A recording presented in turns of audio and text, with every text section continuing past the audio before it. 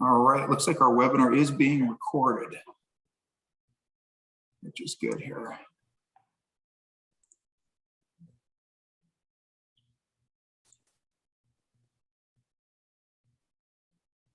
All right, we've got several folks joining. Great.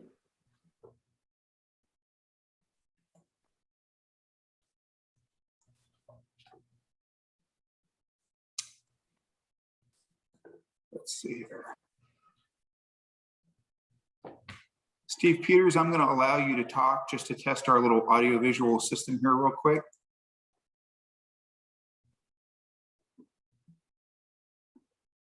Stephen Peterson, can you hear me? Yeah, can you hear me? We can hear you. All right, Okay. Good. That bodes well for the question and answer portion coming up. So let me go ahead and do that. We've got quite a few folks joining here right now. We've got 28. So we're going to give everybody just a couple more minutes here to join, and then we're going to kick this off. Very excited to have the EDA here with us today. And let me go ahead and let's see here. All right.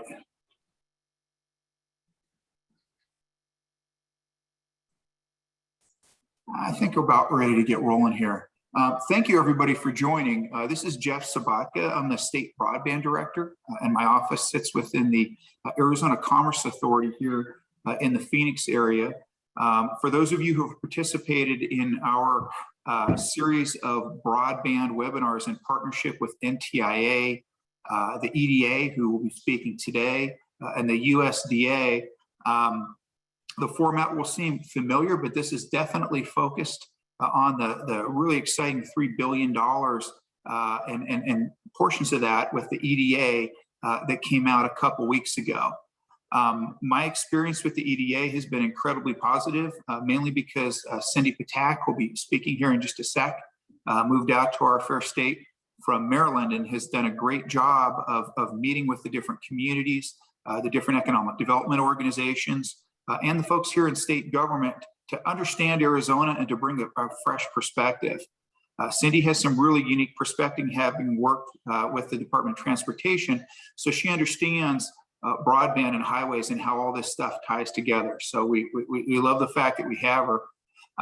From a high level perspective, I really hope that everybody takes an opportunity to look at these programs specifically towards your community. This is unprecedented spending by the federal government, and investment in our state and other states. We want to make sure we get our fair share and apply for our very best projects. The intent of the webinar, as they'll explain, is to be very interactive, and we will be taking questions throughout. Also questions in the chat. If you don't want to speak up, feel free to put something in the chat, and we'll see if we can read it out loud and get you some answers in terms of this program and how it relates to your community here in the state.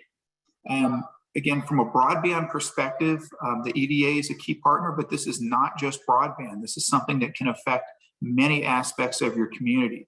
One of the things I have found in my meetings around the state are how closely things like highways and water systems relate to broadband in terms of access. This is all infrastructure and it all works together. And in many cases, you can piggyback and work projects off of that same piece of infrastructure. So again, from my perspective, this is much needed. Hopefully, as many of you have attended the EDA's national webinars over the last couple of weeks. Very educational, very high level. This is a chance to really drive it down to an Arizona level and down to a community level to talk about some of these projects and some of these exciting opportunities we have in Arizona. I'm going to go ahead and introduce Cindy Patak and Alana Valinsky here from the EDA, who will give you a little bit of background about themselves and the program. Please do take notes. Please do ask questions. And we are going to record this and post it. So if you miss anything, you're welcome to come to azcommerce.com/broadband, which is our state broadband website. And you can get the recording of the webinar. So Cindy, I'm going to go ahead and pass this over to you to get started. Thank you. Thank you so much, Jeff. I'm really excited to be here and really to kind of capture the momentum that we've built with the Arizona Commerce Authority and our Arizona Broadband workshops. It's really a pleasure to join all of you here today. And I want to thank you so much for the opportunity. Today, what we're going to do, and this is really kind of the first time we're doing this outreach here in Arizona that's specific to the state of Arizona, where we're going to discuss all of the 6 American Rescue Plan programs and do a deeper dive into the Economic Adjustment Assistance Program and the Build Back Better Regional Challenge. So we've got a lot of great information here to share today. I hope you guys know that we're very collaborative by nature. We want this to be conversational, interactive dialogue, and we've designated a large part of this webinar, probably about half the time we have here today, for questions and answers so that we really can be as specific as possible. Additionally, we have created and we continue to update our resource page, and that's at eda.gov/ARPA. I'm going to continue to reinforce that theme throughout because it really is updated as we hear frequently asked questions. We update that. We've got a nice one-pager. We have provided access to a lot of the PowerPoint presentations that Jeff mentioned in reference to the webinars that we've conducted over the past 2 weeks. So in addition to those NOFOs, those materials are really important. They're written in plain language and they're addressed to folks like you and me. So please do that. I'm glad that Jeff mentioned those webinars because we have done webinars on each of them over the past few weeks. And so if you've paid attention to any of them, one of the words that keeps popping up over those past 2 weeks is the word transformational. And I really want to reinforce that here today. And I want to say that because a lot of what we're going to be talking about today is as new for me and Alana as it is for everyone here in the workshop. We do have kind of our traditional portfolio of projects, but some of the stuff we're going to be talking today, specifically the Build Back Better Challenge, is truly new. So I'm so happy really that we do have Alana Valinsky here from our program office in Washington, DC, so that she can speak specifically to the Build Back Better Challenge. And again, as Jeff said, we're going to be monitoring the chat. If you want to raise your hand. But I think that this is also an opportunity for us too to learn from you because we're looking for innovation. So it's highly likely that some of the stuff that you're going to be talking about today will be new for us too. And so I just want to put that out there so that the dialogue is really interactive and maybe some of those things that come up today could end up on our website as a resource as well. So Alana, take it away. Thank you so much, Next slide. Cindy. Yeah, thank you. Just echoing all of what Cindy said, it is really a pleasure to be here with you all, albeit virtually today. And Jeff, thank you so much for hosting us. And Cindy is just so accurate too. We really want this to be conversational. We really want it to be interactive. And what she mentioned about it being a learning process, it certainly is. There's a lot of information. It is transformational, or what we hope will be transformational. And so if there's some answers that we don't get answered today, please know that we will go back and make sure that we get those hashed out so that you do get the information that you need. We want to make sure to close all of those loops as we can. So just grounding us quickly, EDA established several new investment priorities this past April.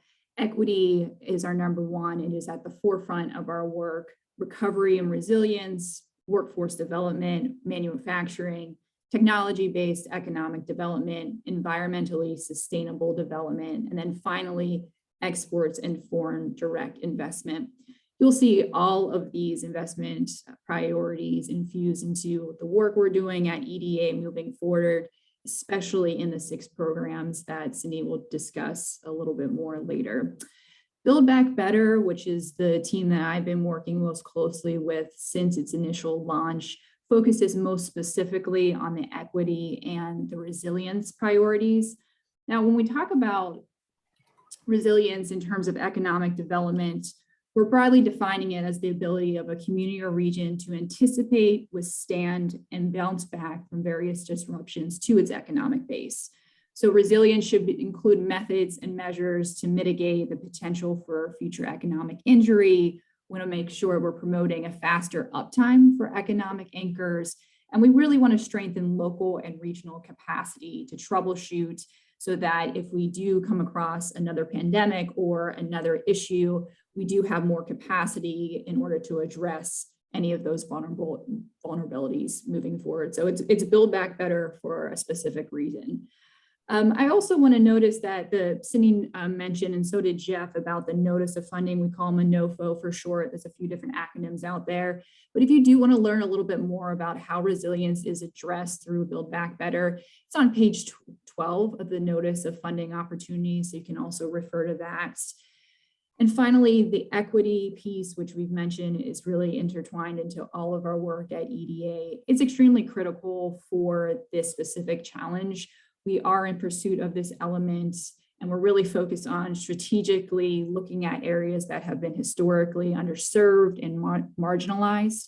And more specifically, what we'll get into a little later, we're looking at specifically a very large investment into the coal communities.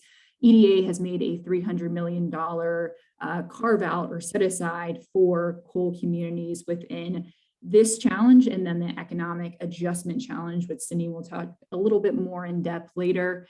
We want to make sure that we really are getting coal communities what they need, and of course, understanding the demographics in Arizona and how near and dear this is to that area. We want to make sure that we do serve you in this way too.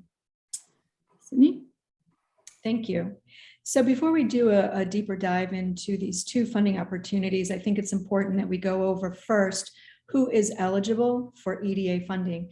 And particularly as we talk specifically about broadband, we know with regard to EDA funding, we really have had the issue of for-profit entities and for-profit providers. And so that can be an obstacle when we're talking about broadband. So I do think, everything here that we're talking about today is premised on the notion that EDA does not provide funding for for-profit entities or individuals. That said, what we have up on the screen, and I think most people have worked with EDA before understand this, and this has not changed, that the eligible entities for our funding are district organizations of EDA designated economic development districts. And in the state of Arizona, we have 4. I can see Stephen Peterson's name up on the screen here, but we have NACOG, which is the Northern Arizona Council of Governments. We have SEGO, Southeastern Arizona Governments Organization. We have the CAG, the Central Arizona Governments, and we have WIAD, the Western Arizona Economic Development District. So those 4 are potential eligible entities. We have 22 Indian tribes, federally recognized Indian tribes in the state of Arizona. They're eligible and as defined or established in the US Code. We have state and local governments or political subdivisions, including special units of state and local governments. And when we say special units, those could be authorities, those could be districts, airport commissions, water and sewer districts, regional economic development commissions, and the like. And then, of course, institutions of higher education. And then we also do work with public or private nonprofit organizations. And the one thing that's important here when we talk about nonprofits is that they have to be working or have to represent a political subdivision of the state. And normally what all that really means is that you're working on behalf of some kind of government entity or some other eligible entity. And the way that we tend to look for that in an application is some kind of letter of collaboration or support from that entity so that we understand that you are truly working on their behalf. So the one thing I want to point out that all applicants must show alignment with the local comprehensive economic development strategy or SEDS or an equivalent. And I just want to mention that briefly as we talk about broadband specifically, because SEDS by definition are pretty high level documents. I know that several of our EDDs have honed down into developing specifically a broadband strategy for their regions, and that's great. And Jeff too is working on a statewide broadband plan. So there are a lot of folks, a lot of entities that are very strategically tackling what broadband could look like in this state. So I would encourage you, because folks always ask, what will we approve? Like, what type of document will you approve? And my response really is, what is that overarching strategy or document that is providing you direction? So when your project is bubbling up, it's usually that because there is some overarching need that has been defined in some kind of strategic document. And that's the one that I would direct you to. And of course, you can always call and ask. And then we've got great resources right on the call too. So that's just kind of one thing I wanted to point out. Next slide. So, I have a really quick question from the Sure. chat. John Haas had asked, our regional consortium is located in NACOG. Would they be the preferred lead from an EDA perspective? I would assume over one of the cities of the county.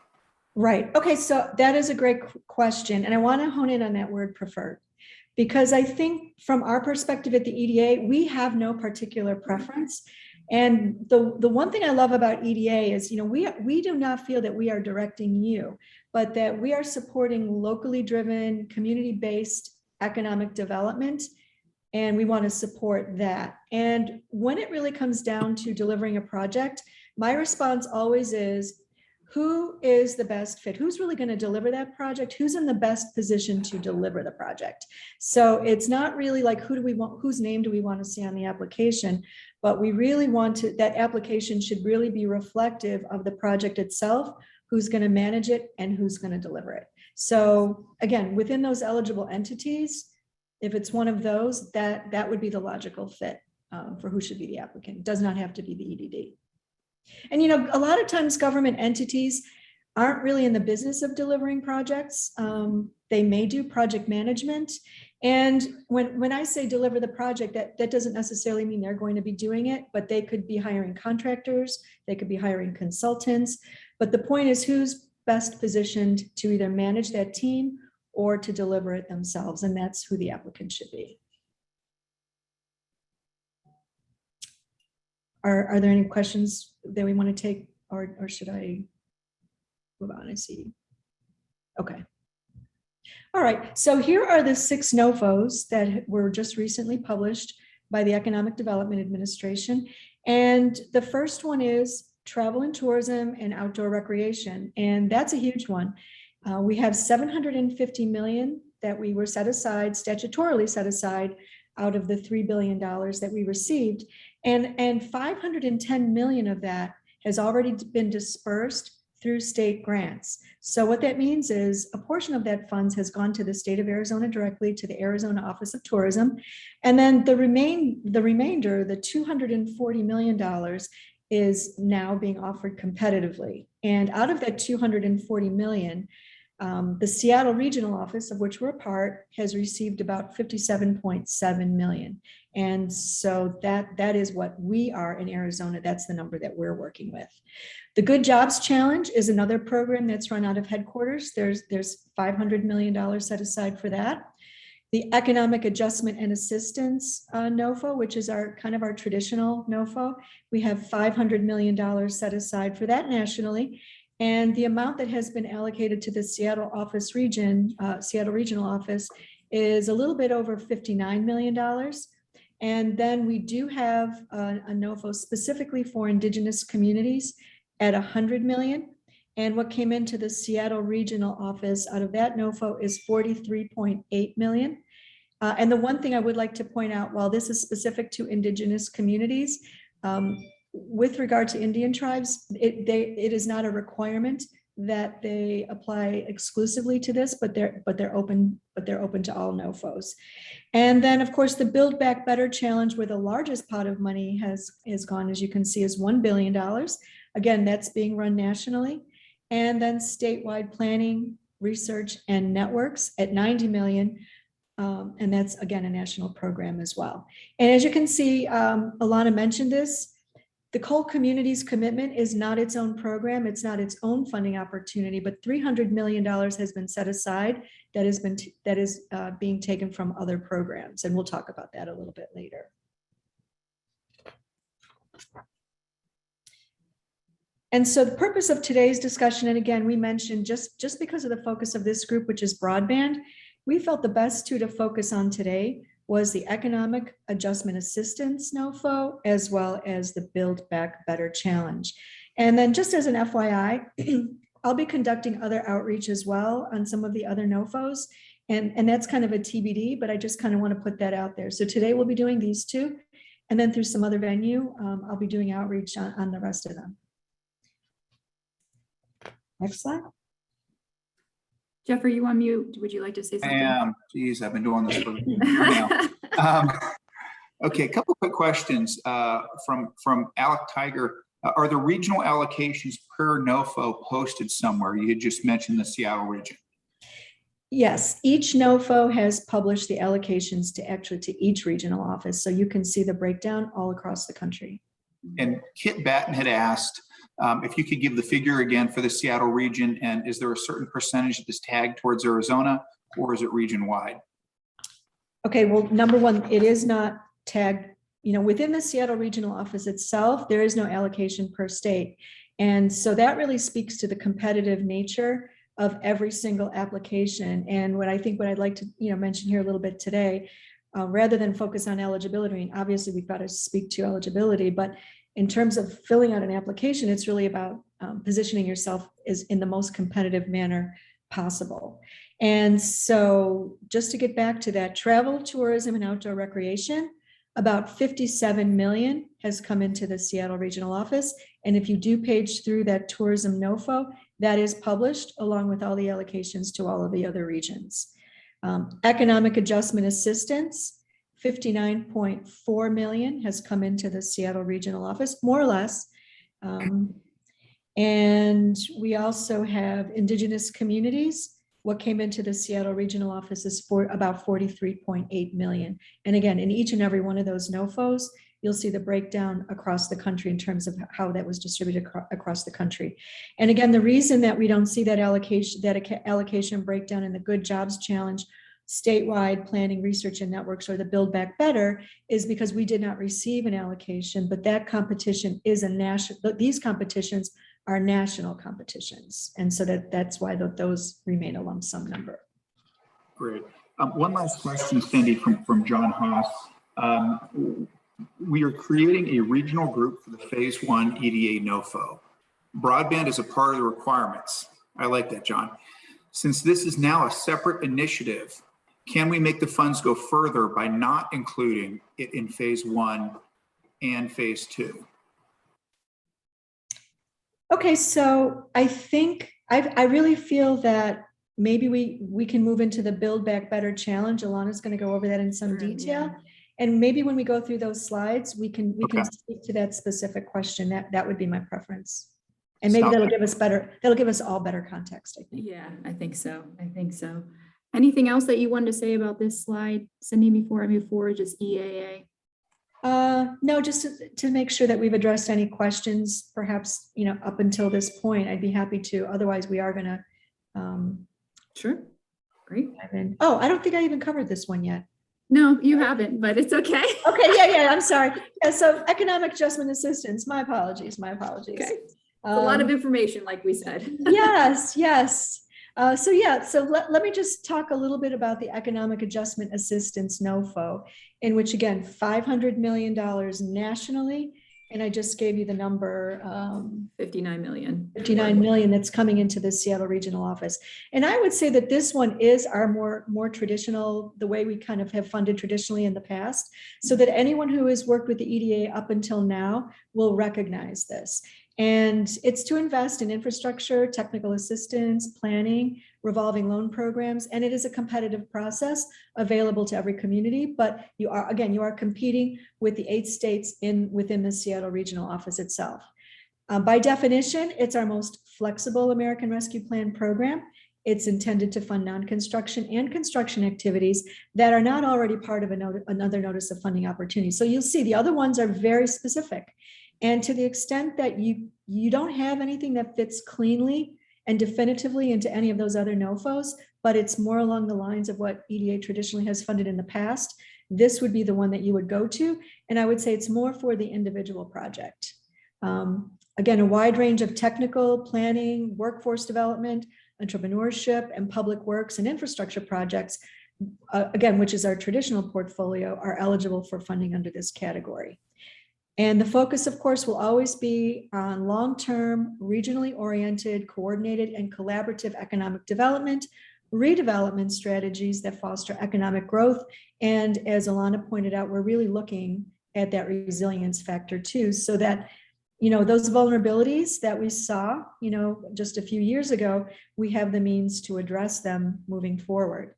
And so this includes plans aimed at building stronger regional economic links, between urban centers and rural areas as well. And I feel, within the last year to 18 months, we understand, because we're now working in a virtual, almost virtually in virtual platforms, it's our hope really that these links between urban and rural centers can really become more clear. And obviously broadband connectivity becomes continually important for that.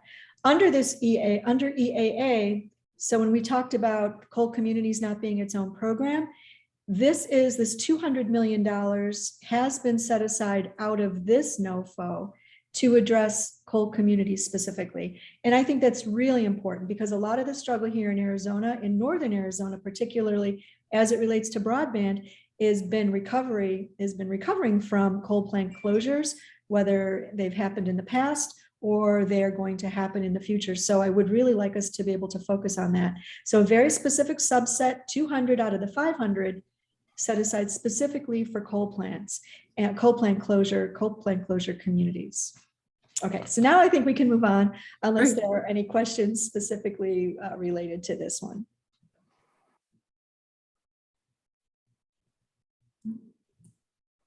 We're pretty good, Jeff, with regard to questions? Okay, yeah, so I guess I blew over that one because I'm really excited about this one. Yeah. The moment we've all been waiting for, at least Yes. has, so. Yes. So yeah, thank you, Sydney.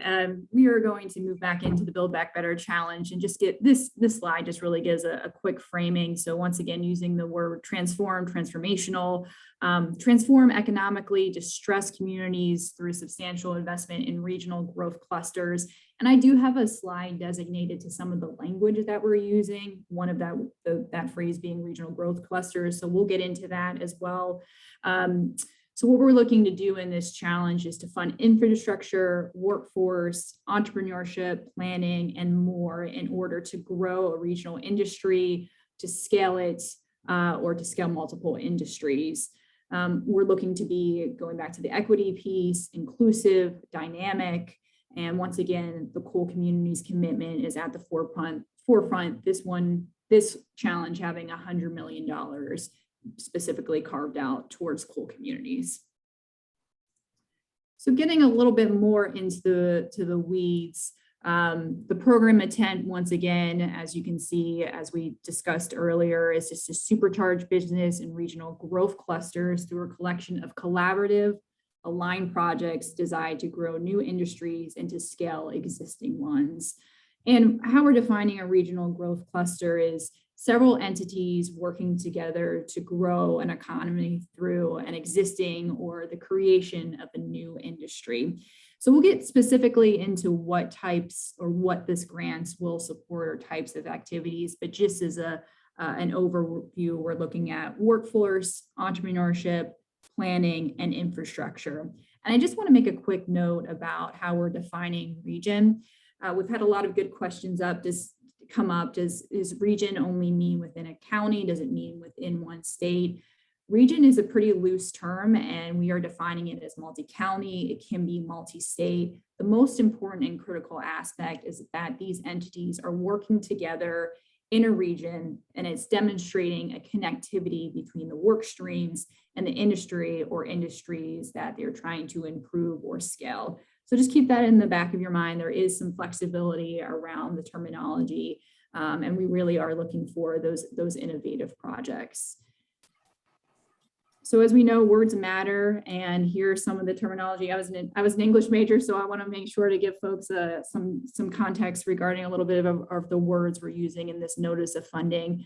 So regional growth cluster, as we just discussed, I won't go over that again, but good to have in the back of your mind. Coalition, we've been getting a lot of questions about this.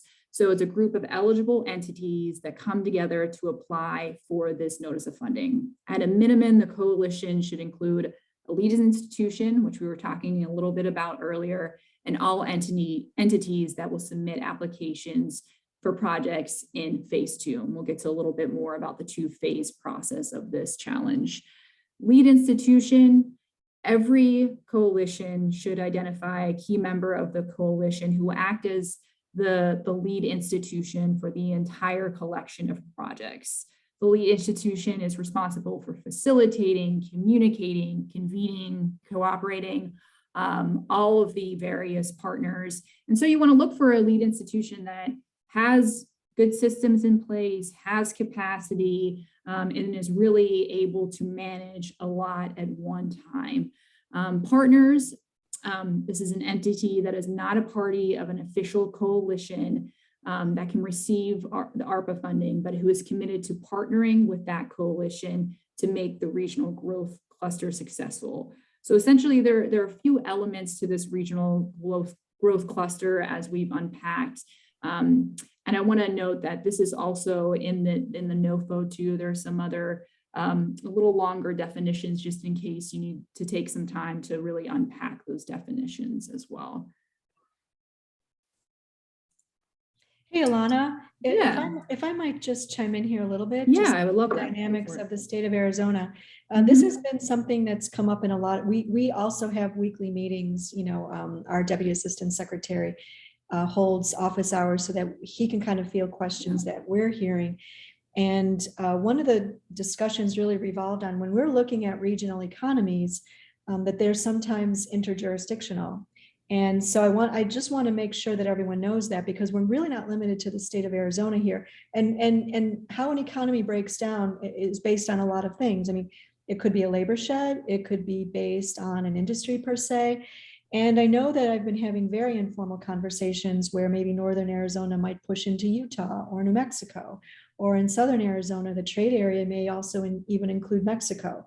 And so or California, obviously, for that matter. So California is within the Seattle regional office, but these other states and obviously Mexico outside of our boundaries. And, you know, I loved our Deputy Assistant Secretary's candor, because he just said himself, like, we've never really seen that before, but you know what? If that comes before us, we'll figure it out. And so I'm just putting it out there just to let you know that from our perspective, all of these things are possible. I mean, it's really dependent on what works for you or what works for the region. But I just want to put that out there as part of the menu of options here, so that we're not limited. We're not limiting ourselves in any kind of way. That's perfect. Yep. Thank you for highlighting that. So another slide just to help folks visualize what these potential regional growth clusters can look like. Once again, one key coordinating entity per region, that is the lead institution. Sometimes you'll see that terminology used synonymously. We're hoping 3 to 8 projects per regional cluster, and we're really focused on the high impact projects that once again have that shared vision to improve or scale or build new industry or industries. So it's just another visualization. I do want to move into a little bit more about the 2-phased aspect of this challenge. So funds are going to be made available in 2 different funds, or in 2 different phases, I should say. So in phase 1, applicants will submit what is called a concept proposal to describe their vision for the targeted regional growth cluster, a group of projects that EDA can support, and the partners that will support the vision. EDA will review the proposals and award 50 to 60 coalitions of partnering entities up to a $500,000 TA grant to further develop the project and to collaborate to transform the representative region. Grants will be made to the lead institution for the selected coalitions. So that first deadline is coming up pretty quickly. Phase 1 concept proposals are going to be due on October 19th. And then from those phase 1, we'll move into phase 2. So in phase 2, 20 to 30 finalists from phase 1 will submit complete applications for their proposed projects. EDA will then select 20 to 30 coalitions from phase 1 and will award them anywhere from 25 to 75 million, with the option of up to 100 million to implement the group of projects to support the cluster. Grants will be made once again to the lead applicant or lead institution for each component project. And EDA expects that at least 100 million again of the funds will go towards the coal economy, or the coal commitment that we've been discussing earlier. And I want to take a moment also to note what's on the bottom of this slide too. And Cindy, you're welcome to join on this too. But if a project does not, it is selected for phase 1, but doesn't make it to phase 2, we're going to be very careful and try to be as helpful as we can to make sure that refer it to perhaps one of these other 5 programs that exist. So we want to be as helpful and as thoughtful, since there are other funds available, that if you're not the right mark for this specific project or this specific program, that will go ahead and potentially move it to one of the other programs that still has funding available. Cindy, Yeah, anything you and wanna- I think all I would like to add there Sure. is I feel that folks are probably weighing their return on investment here. Yes. Given that phase 1 is a heavy lift, because you've got to bring this coalition together, or at least crystallize who you may already be working with, and wrap yourself around a regional economy. But there's really no downside in doing that. And because again, what you've committed to is building the regional economy, and then there's a lot of information to be gained through the process of a phase 1 technical assistance grant. And so that there really is no downside. And as Alana mentioned, those individual projects could be eligible under other funding opportunities, whether it's with the EDA or whether it's another federal agency. And as I think many of you know, we have an economic development integration team in which they're very well networked throughout the federal government to kind of bring these federal coalitions together and perhaps approach it in that way. And for any of you who were on our Arizona broadband workshops, we had Francis Sakaguchi, who's our economic development integrator in the Seattle regional office. We work closely with NTIA, who's part of the Department of Commerce, obviously. So there's just a lot of potential here. So again, I don't want to dismiss how much work will go into this, but I also want to emphasize that a lot of good can come of this, whether or not you happen to be one of the 20 to 30 regions awarded. But I'm here to tell you, I'm here to champion, we're part of the reason we're discussing this here today, because we think really Arizona is primed for something along these lines. So we're confident that the state of Arizona we can represent. And so that's kind of how I'll just leave it there. I'll leave it there. Yeah, absolutely. Cindy, I've got a question from Go ahead, Jeff. Stephen Pearson. He asked specifically, can a private sector entity, I'm assuming he's thinking a carrier or another broadband company, be part of the coalition, or do they have to remain outside? I believe they could be a partner, but they could not be a part of the coalition, because the coalition members do have to be an eligible entity as EDA defines it. Correct. So all of them, not just the lead entity. Right, correct. Yes, Right. yes. So, and this came up in one of our national EDR calls too. So obviously the private sector has a significant role to play in the building of a regional economy. And so they need to be involved in this process. But what they really get out of it is the outcome as a result of this effort. What they really do get is the opportunity for a trained workforce and an infrastructure that is in place for them to really excel in their businesses and growth and development of business. They are not going to be the recipients of federal funding, and in that sense, they would not be part of the coalition specifically, but really the coalition is forming to grow these businesses, and that's really the intention. That's the pipeline, yeah. Yes, the pipeline. Okay. Nancy Nagai has a question that I wanted to follow up on. How would you recommend addressing the added jobs EDA criteria with broadband expansion and deployment? I'm going to throw something out. I know NTIA just came out with a study recently that says for every broadband related job, i.e. a technician, that sort of thing, you create 2 private sector jobs. Could you reference other federal agencies, or how would we make our case? Well, I'll just say this. That's been one of the toughest elements to address under the CARES Act, for example, because we've seen a lot of the communities in Arizona were already significantly suffering with regard to the economy, such that COVID really amplified it. It didn't really create the situation with regard to the economy. But absent an economic development strategy, what we really have to show here is that there is an economic development plan to either recruit or retain businesses. And absent that, we can't just pitch a broadband project for the sake of broadband. And I feel that That's maybe where we differ a little bit with NTIA. Now, again, we could say, yeah, every broadband dollar spent generates this number of jobs, and that could all be well and true. But I think what we would need to see is a clear strategy to make sure that happens. Whether there's a bird in the hand, I know that one's been tough in our rural communities specifically. And I know that we've used things like implants, so we could do economic modeling, for example. But again, economic modeling is good if it's kind of coalescing around some kind of economy that has been well defined in some type of economic development strategy. Hence why it's really so important for us to make that link to either an overarching document such as a SEDS, or something that's even more specific, that's drilling down to the community level or the regional level. So we definitely need to see that connection. With regard to the Build Back Better challenge, I would defer to Alana to add to that. Okay, I actually have another question for Alana from John Haas. That was a great answer, Cindy, and I appreciate it. You provided a lot of context there.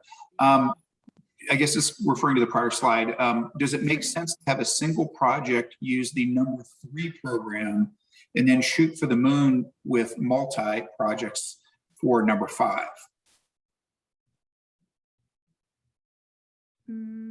Repeat that one more time. I want you cut off a little bit at the beginning. I want to make sure. Sure. Does it make sense to have a single project use the number 3 program and then shoot for the moon with assuming multi projects with number 5? Okay, so Ilana, 3 and 5. 3 is the economic adjustment, NOFO, and then Got it. Okay.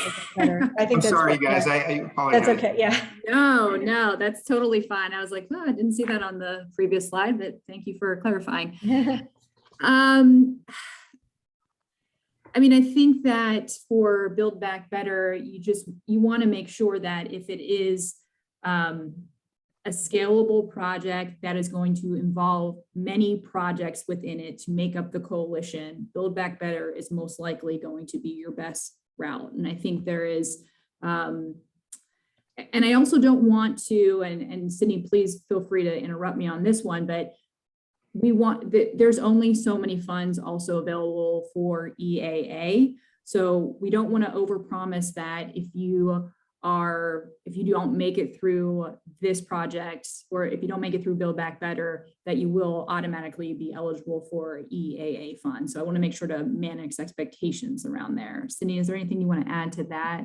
Yes, and with regard to managing expectations, and I know that these came up in all of the webinars over the past 2 weeks, strategically, what we're talking about, anyone can, you can apply to each NOFO if you like, right? 1 project per NOFO.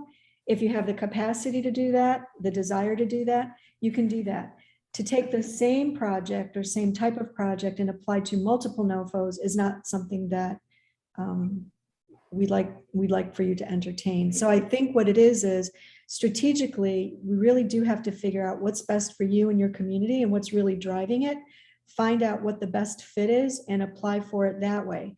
Understanding really that there are no wrong answers here. So for example, if you choose to submit under EAA and we determine, through our investment review committee, that when we're looking at that grant, it fits better under a different NOFO, we do have the discretion to do that. So you haven't really reached a point of no return that way. I feel Build Back Better is a different level of commitment, and it's working just the way Alana described. You're committing to this regional approach and you compete at that level. And if you don't make it to phase 2, then you really have done a whole lot of work such that you do have this portfolio of projects to shop around. And then you might take that individual project, if we don't, because we're saying we can too, to shop around those individual projects through other funding opportunities with the EDA or with other federal agencies. And I feel that would be our preference. So Cindy, just to clarify, and Lana, if you're going to apply for Build Back Better, only apply for Build Back Better, that particular NOFO, correct? Initially.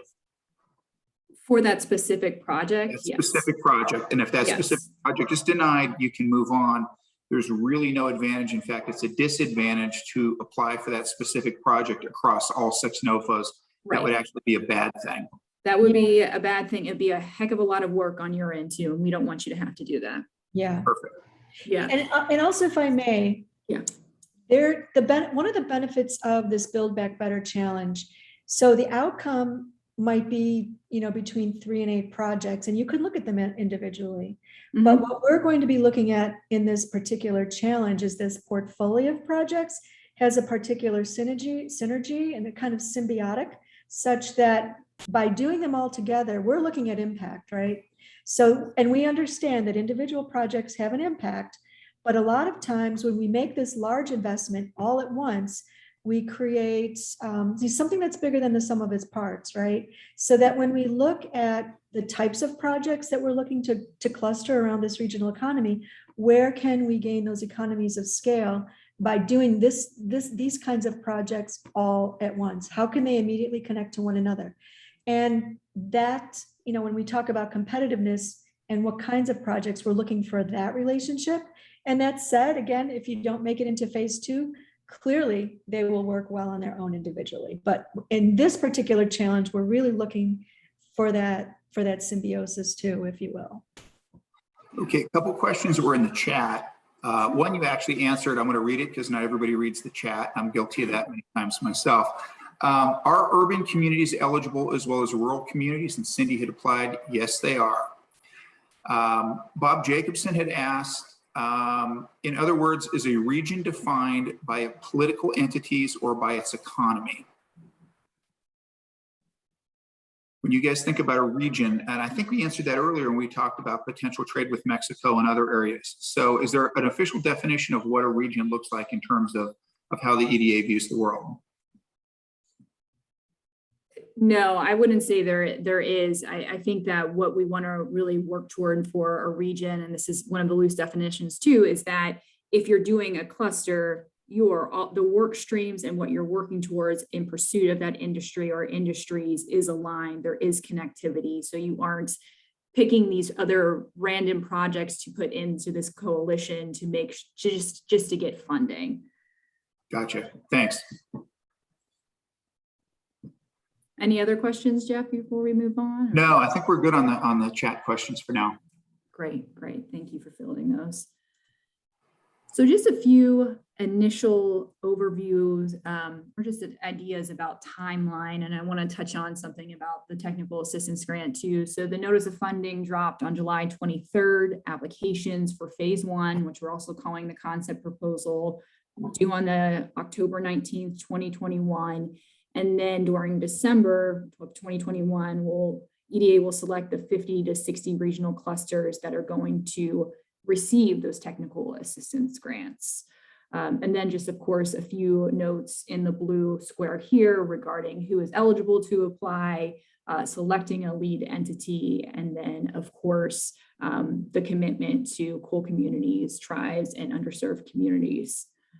Now, as we look into phase 2, so phase 2 provides grants to actually implement the strategy and component projects developed during phase 1. So phase 1 from November 21st through March 22nd, the phase 1 awardees use their $500,000 technical assistant grants to develop and submit phase 2 applications with a clear regional strategy and implementation plan that requires funding. March 15th, March 15, 2022, phase 2 applications are due, and then we want to make sure that no later than September of 2022, we will provide the implementation grants to 20 to 30 regions with the most promising projects. And the one thing that I want to note is that during this phase, projects should be implementation ready. And for instance, say your project is selected for phase 1, you get that 500,000 technical assistance grants, you apply for phase 2, the implementation, you're not chosen, and you haven't spent that entire 500,000 technical assistance grant. You can still use those funds to continue to mature your project so that we're also able to shop that project around to other EDA programs or to other federal agencies who could potentially take that project and go ahead and fully fund it. Cindy, is there anything you want to add to that element there before I move on? Yeah, one of the things that my colleagues and I have spoken about in our weekly meetings is the tight deadline. The deadline between the end of phase 1 and the deadline for phase 2, and the complexity of putting together specifically a construction project. I think for non-construction, it might be a little easier, but I just want to say that we do recognize the tight deadline. And some of us suggested almost if you're including construction projects, that you'd almost have to be working on those applications in tandem, just because the requirements for a construction application, there's just a lot of elements, such as a preliminary engineering report, the environmental narrative, that all of that, needs to be prepared and complete by that March 15th deadline. And the nature of the beast is it's cumbersome. And I think, Alana, one of the things that we talked about are some of those elements being reimbursable, like filling out an application is not, but some of the elements that are required are reimbursable. I'm wondering if you could spend a little bit of time on that. Yeah, this is one of the tough questions that we've been unpacking a lot lately too. So pre-award expenses. So for instance, you cannot hire a consultant such as a grant writer to go ahead and fill out your application for you. That is not, you can do that, but you will not be covered by EDA for those costs. However, if you are doing it in-house and a member of your team or members of your team are filling out that application, that is staff time. That is actually something that is able to be covered and is different from a pre-award cost. So we do have a lot of specific frequently asked questions that are being updated almost daily, because we've gotten some really thoughtful questions to really flush those out. But we really want to make sure that people really understand that they're not taking on too much and thinking that they will be reimbursed for these expenses.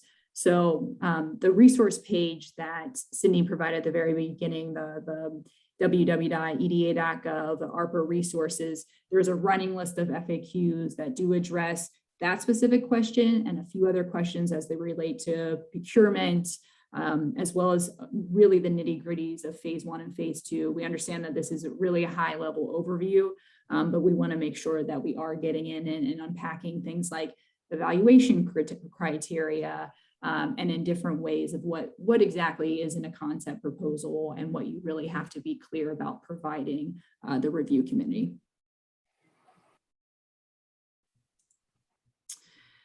So just wanted to touch base quickly on what type of funding this challenge, or what type of activities I should say this challenge will fund.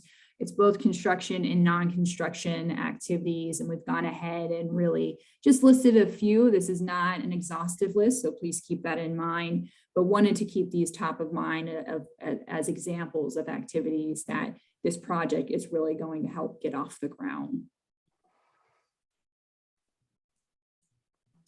And then finally, here's the whole timeline, just as it exists as a whole. Once again, first round concept proposals, the October 19th due date. If you are asked for phase 2 applications, those are due in March 15th. Once again, I apologize for the typo.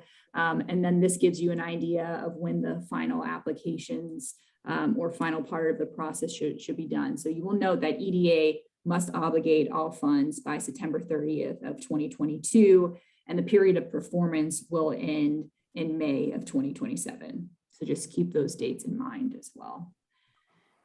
And a few other things. Yeah, go ahead. No, once you're done with this slide, but I know that someone had questions about a slide that I think like 2 slides ago. Okay, yeah, we can answer that question. While we're on this one, we do have a really quick couple questions from Kit Batten. He wanted to know, does the award period on this slide means that awardees have only 5 years to implement? And or does this mean that there will be multiple rounds of awards as opposed to one big award day, so to speak? It means that they have 5 years to implement. Okay. Is there another question as well before? I think his question was, will there be multiple rounds of awards, or is this all going to be announced at the same time? Everyone, or will this be like a rolling announcement? No, so it won't be rolling. So phase, as you saw, December 2021, we'll go ahead and announce phase 1, and then phase 2 will go ahead and be announced in the September 2022. So it's a pretty quick turnaround time when you think of it. Okay.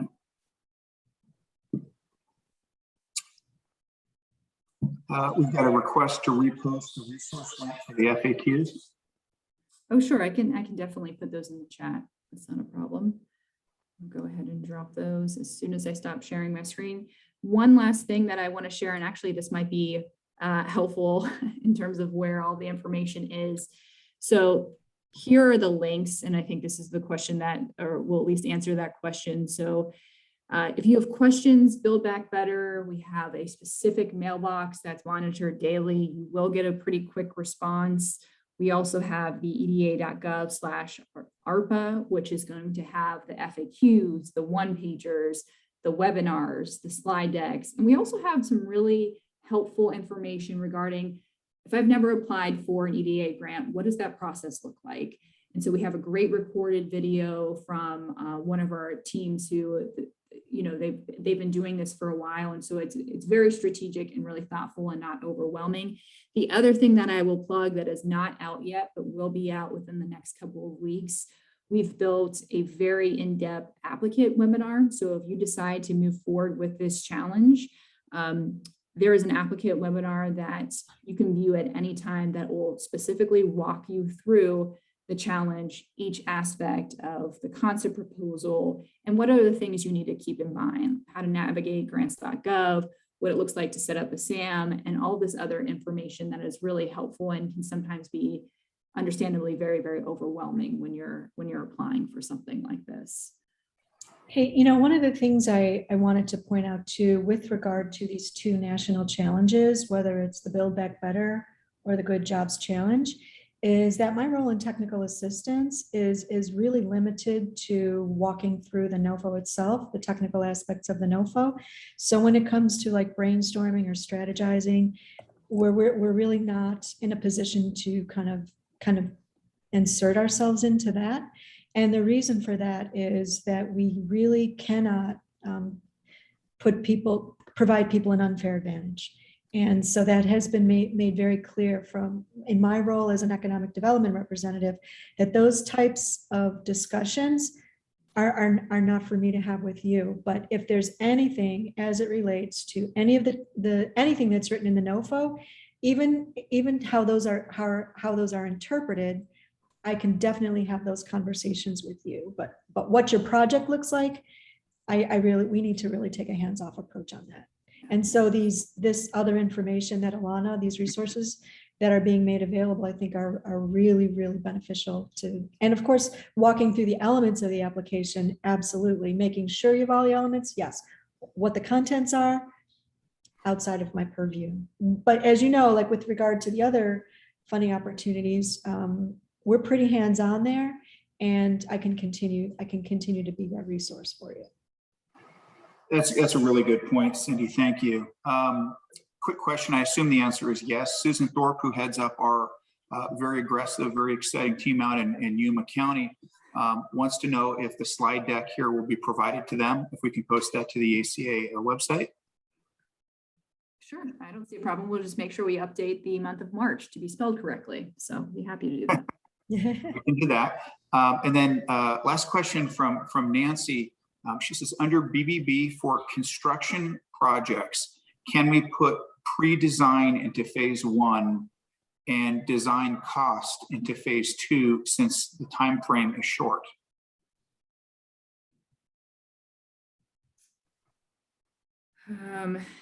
I believe this is one of the answers that we're trying to answer. Cindy, do you want to try to take this one?